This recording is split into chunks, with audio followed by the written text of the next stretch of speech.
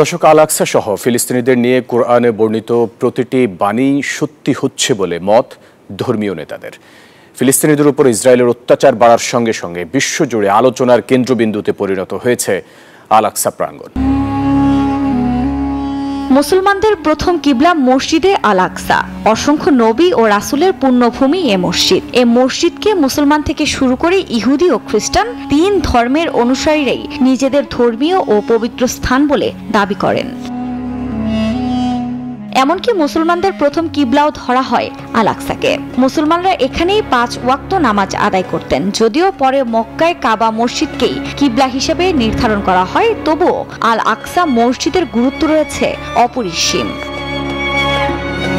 কোরআনের বিভিন্ন স্থানে ফিলিস্তিন, বিশেষ করে বাইতুল মাকদিসের কথা উল্লেখ করা হয়েছে। মসজিদুল আকসা ও তার আশপাশের অঞ্চলকে বরকতময় ভূমি হিসেবে উল্লেখ করা হয়েছে কোরআনে। হাদিসেও ফিলিস্তিনের গুরুত্ব সুস্পষ্ট। হাসর ও কিয়ামতের স্থান হিসেবে বর্ণিত রয়েছে এ স্থান। হাদিসেও বর্ণিত আছে, মুসলমানরা ইয়াহুদি সম্প্রদায়ের সঙ্গে লড়াই না করা পর্যন্ত কিয়ামত সংগঠিত হবে না। আর আখিরি জামানার অন্যতম মহান নিদর্শন হলো ইমাম মাহাদির আগমন। অনেকেই দাবি করছেন ইমাম মাহাদি এসে গেছেন বা আসার সময় হয়ে গেছে। যদিও সহিহ হাদিস দ্বারা প্রমাণিত, দাজ্জালের আত্মপ্রকাশের পূর্বে পৃথিবীতে যখন পরিত্রাণহীন দুঃখ, বিরতিহীন পার্শ্ববিকতা, প্রতিকারহীন দুঃশাসন চলবে, এতে সারা বিশ্বের মুসলিম উম্মাহ যখন চরম বিপদের সম্মুখে দাঁড়িয়ে থাকবে, ঠিক তখনই আগমন ঘটবে ইমাম মাহাদির।